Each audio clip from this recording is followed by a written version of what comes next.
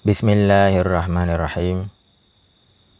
Dalam video kali ini saya mencoba sharing kembali tentang 24 langkah mereview WPS berdasarkan ASME Section 9. Ini adalah 24 langkah yang saya konsepkan. Yang pertama organization name, yang kedua WPS number, yang ketiga PQR number, yang keempat welding process, yang kelima welding type, yang keenam applicable code, yang ketujuh approval ataupun signature, yang kedelapan base metal, yang kesembilan filler metal, yang ke-10 preheat, yang ke-11 PWHT, yang ke-12 joint design, yang ke-13 position, yang ke-14 gas, yang ke-15 teknik, yang ke-16 electrical characteristic, yang ke-17 tensile test, yang ke-18 bending test, yang ke-19 toughness test, yang ke-20 fillet weld test, yang ke-21 other test, yang ke-22 welder name ataupun stamp number, yang ke-23 test conducted by, yang ke-24 laboratory. Jadi 24 langkah ini saya ambil dari format yang disarankan oleh ASME Section 9 terkait dengan WPS dan PQR-nya.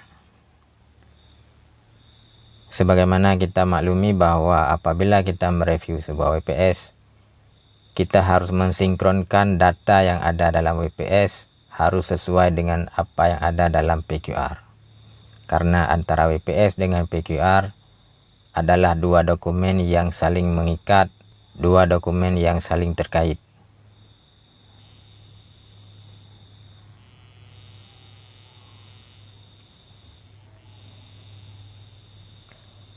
Ini adalah bagian dari ASME Section 9. Saya ambil dari format yang disarankan untuk WPS dan PQR-nya. Kemudian ada saya marking warna merah. Di sisi atas adalah bagian dari WPS. Kemudian yang sisi bawah adalah bagian dari PQR. Masing-masing ada 5 poin yang saya marking. Ada nomor 1 organization name. Kemudian ada nomor 2 WPS number. Nomor 3 supporting PQR number. Nomor 4 welding process, nomor 5 welding type. Jadi kelima poin ini ada pada WPS dan ada pada PQR. Jadi ketika kita mereview sebuah WPS, kelima-lima informasi ini harus sama. Harus sinkron antara apa yang ada dalam WPS dengan apa yang ada dalam PQR. Ini juga bagian dari ASME Section 9. Ini ada pada format PQR. Nomor 6, kita memastikan applicable code-nya. Di sini tertulis Section 9 ASME Boiler and Pressure Vessel Code. Jadi di sini harus ada statement PQR ini dibuat berdasarkan standar yang mana. Apakah dia ASME Section 9? Apakah dia API 1104 ataupun dia AWS D1.1. Jadi pada PQR harus ada applicable code sebagai referensi bahwa PQR ini mengacu kepada standar yang mana.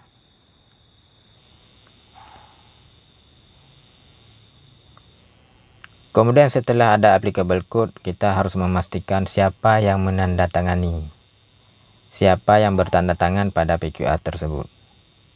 Karena ada aturan-aturan siapa saja yang mempunyai wewenang bertanda tangan pada lembaran PQR. Ini kita harus memverifikasi legalitasnya, apakah dia memang orang yang berhak bertanda tangan di PQR-nya ataupun tidak.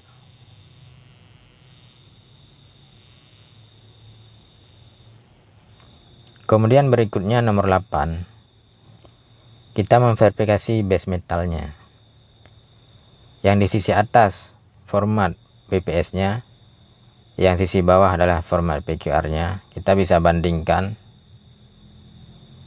antara informasi yang ada dalam WPS harus sinkron dengan apa yang ada dalam PQR. Ini kita harus verifikasi. Kemudian berikutnya baru filler metal.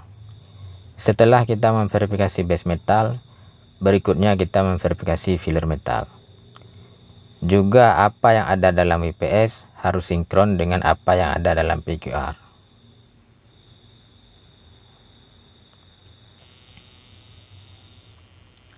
Ini ada poin-poinnya, filler metal SFA number, AWS kelasnya berapa, F numbernya berapa, A numbernya berapa, size-nya berapa, kemudian produknya produk apa, dan beberapa poin yang lain. Intinya apa yang ada dalam WPS harus sinkron dengan apa yang ada dalam PQR. Kemudian yang ke-10 kita memverifikasi preheat. Preheat yang ada dalam WPS juga harus sinkron dengan apa yang ada dalam PQR. Berapa minimum temperaturnya, kemudian bagaimana interface temperaturnya, kemudian bagaimana maintenance-nya, ini semua harus sinkron dengan apa yang ada dalam PQR. Kemudian berikutnya PWHT. Ring PWHT juga harus sinkron dengan apa yang ada dalam PQR. Temperatur ringnya berapa, kemudian holding time-nya berapa, heating rate-nya berapa, cooling rate-nya berapa, ini semua harus sinkron. Kemudian berikutnya yang ke-12, kita memverifikasi join-nya. Join desainnya, kemudian root openingnya berapa, apakah dia ada backing ataupun tidak, sketsanya bagaimana. Misalnya ada dua base metal yang berbeda pada material cladding, misalnya ada stainless dengan karbon ataupun inconel dengan karbon. Ini juga harus ditampilkan dalam sketch dan harus sinkron dengan apa yang ada dalam WPS dengan yang ada dalam PQR. Kemudian berikutnya adalah posisi. Ini juga harus sinkron antara apa yang ada dalam WPS dengan apa yang ada dalam PQR. Kemudian berikutnya gas. Apakah dia menggunakan gas ataupun tidak. Misalnya argon untuk pengelasan stainless. Argonnya berapa? Apakah dia harus UHP ataupun boleh non UHP? Ini juga harus sinkron dengan apa yang ada dalam PQR. Kemudian berikutnya teknik. Di sini ada poin-poin apakah dia string atau weaving. Kemudian bagaimana dengan metode cleaningnya. Apakah dia ada back gouging. Ini semua harus sesuai juga dengan PQR. Kemudian berikutnya baru electrical characteristic. Ini juga harus sinkron antara WPS dengan PQR. Masing-masing ada keterangannya, ada konsepnya yang sudah didraftkan. Ini kita harus verifikasi satu persatu, harus sesuai.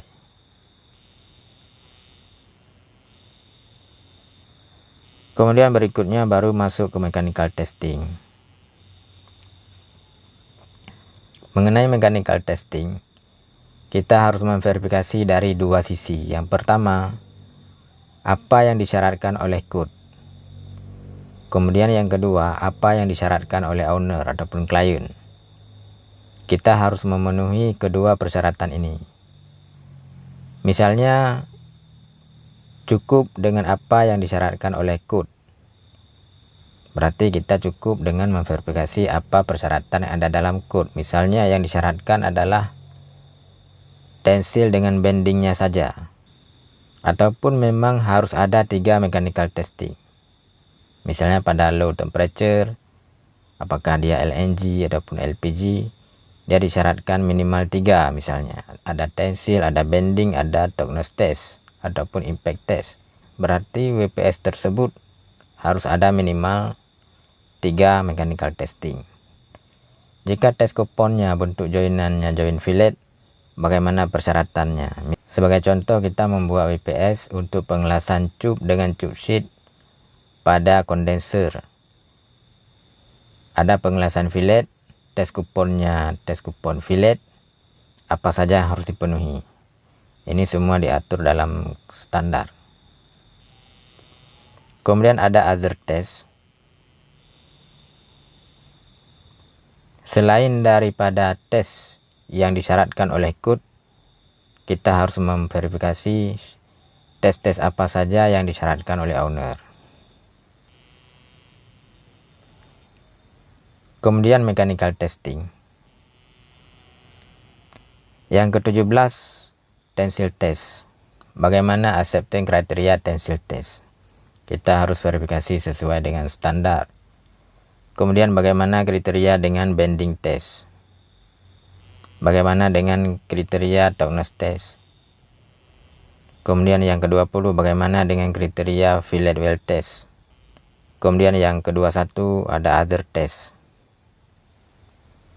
Jadi mengenai mechanical testing ini, kita harus memverifikasi berdasarkan code dan berdasarkan permintaan user ataupun owner. Ada berapa minimal mechanical testing yang harus ada pada WPS tersebut? Apakah cukup 2? Misalnya cukup bending dengan tensil saja, ataupun harus 3, ataupun 4, ataupun bisa 5 misalnya. Ada tensil, ada bending, ada corrosion test, ada hardness test. Ini tergantung daripada code dan permintaan si owner. Kemudian yang nomor 22, welder name-nya siapa? Kenapa kita harus memverifikasi ini? Karena welder yang membuat WPS, dia secara otomatis juga terkualifikasi apabila WPS ini lulus. Jadi welder yang membuat WPS ini tidak perlu dites lagi, karena dia sudah dites pada saat pembuatan WPS. Kemudian siapa yang melakukan mechanical testing? Kemudian di mana dilakukan? Lembaganya apa? Ini semua harus diverifikasi apakah dia memang punya hak untuk melakukan mechanical testing ataupun tidak. Bagaimana legalitasnya, legalitas tempatnya, legalitas alatnya, dan legalitas orang yang melakukannya ataupun teknisinya. Ini adalah mapping setiap nomor pada format PQR. Jadi nomor 1 hingga nomor 24 itu ada di format PQR-nya. Bisa dilihat masing-masing ada nomornya. Mungkin ada yang bertanya kenapa nomornya nggak berurut. Misalnya setelah 1 sampai 5 kenapa langsung nomor 12.